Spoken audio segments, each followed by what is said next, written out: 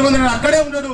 2008లో కొత్తగా రిక్రూట్ అయినటువంటి వ్యక్తులు ఇవాళ అడిషనల్ డైరెక్టర్ వరకు అయ్యారు సార్.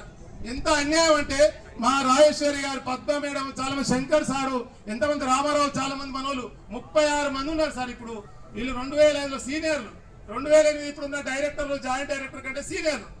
సైకిలే ఉంటే, ప్రమోషన్ సైకిలే ఉంటే మా వాళ్ళు ఇలా జేడీలు అడిషనల్ డైరెక్టర్ వరకు పోయేవాళ్ళు.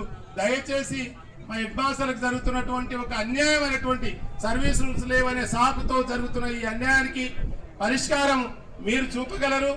రేవంత్ రెడ్డి గారు ఆలోచిస్తే, వారు అనుకుంటే తప్పకుండా మాకు పరిష్కారం చూపుతారనేటువంటి నమ్మకం ఉంది. కోర్టు కేసులు, గీటు కేసులు ఏవి నడవవు.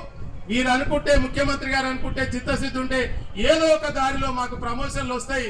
వచ్చే విధంగా మీరు చేయాలని చెప్పేసి, మా సమస్యకు ఒక పరిష్కారం చూపాలని చెప్పేసి అది కోరుతా ఉన్న. దాంతో పాటు సార్ మా అందరికి ఏంటంటే 2 మల్టీ జోన్లు అయినాయి సార్. గతంలో జిల్లా పోస్ట్ ఉండేది, జీపీఎఫ్ వస్తే గవర్నమెంట్ జీపీఓలకు ఇబ్బంది లేదు సార్, ఏ జిల్లాకు పోయినా. కానీ జిల్లా పరిషత్తులకు జిల్లా మారితే ఇబ్బంది వచ్చింది సార్. అందుకని గవర్నమెంట్ జీపీఎఫ్ లాగా జిల్లా పరిషత్ వాళ్ళకు కూడా జీపీఎఫ్ నెంబరు ఏ జిల్లాకు పోయినా ఒకటే ఉండాలి. ఎందుకంటే మల్టీ జోన్ 1లో 19 జిల్లాలు ఉన్నాయి, మల్టీ జోన్ 2లో 14 జిల్లాలు ఉన్నాయి.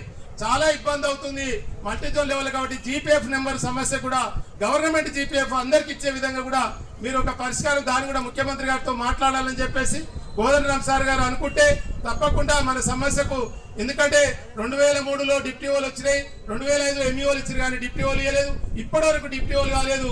కాబట్టి దయచేసి మా యొక్క బాధ, కష్టము, కన్నీళ్లు, ఈ బాధ ఎండాకాలంలో మా వాళ్ళు ఇంతమంది వచ్చారు సార్. ఇలా 1500 మంది వచ్చారు పొద్దుగాల నుంచి.